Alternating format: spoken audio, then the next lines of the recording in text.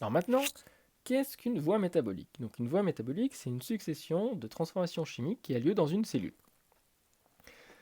Alors reprenons l'exemple de la respiration cellulaire. Donc le glucose est utilisé par la cellule et va être dégradé dans les mitochondries à l'aide du dioxygène. Cela va permettre à la cellule de produire de l'énergie et un déchet, le CO2, sera éliminé. En fait, c'est un petit peu plus compliqué. Si on regarde en détail, il va y avoir plein de petites transformations chimiques. La première, c'est que le glucose va être transformé en glucose 6-phosphate à l'aide d'une enzyme. Donc, une enzyme, c'est une protéine qui permet à une réaction chimique de se faire. Par exemple, la réaction, c'est que le glucose, qui est le substrat, donne un produit qui est le glucose 6-phosphate. Sans l'enzyme, ce n'est pas possible. Il va y avoir d'autres transformations chimiques jusqu'à un produit qui va pouvoir entrer dans les mitochondries et être complètement dégradé en CO2 grâce au dioxygène. Il y a aussi d'autres voies métaboliques.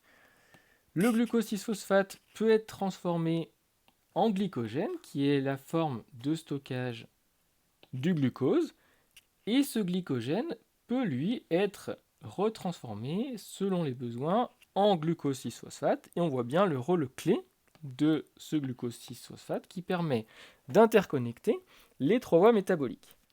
Alors, qu'est-ce qui fait qu'une réaction métabolique va avoir lieu dans une cellule? Eh bien, par exemple, il y a les conditions du milieu qui peuvent changer.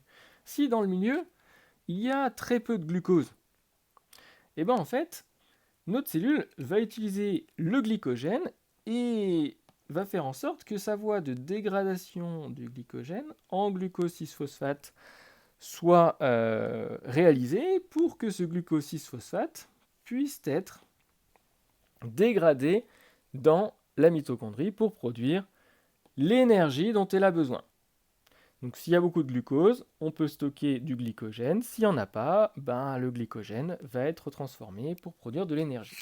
Deuxième chose, ça dépend aussi des organites que la cellule possède.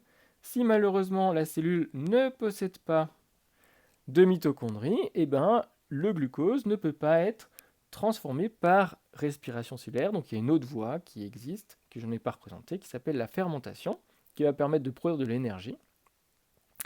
Mais du coup, donc pas de mitochondries, pas de respiration cellulaire possible. Et enfin, ça dépend aussi des enzymes que la cellule possède. Si la cellule ne possède pas un type d'enzyme, eh ben, une petite transformation d'une voie métabolique ne peut pas avoir lieu, et ainsi la voie métabolique ne peut pas se faire.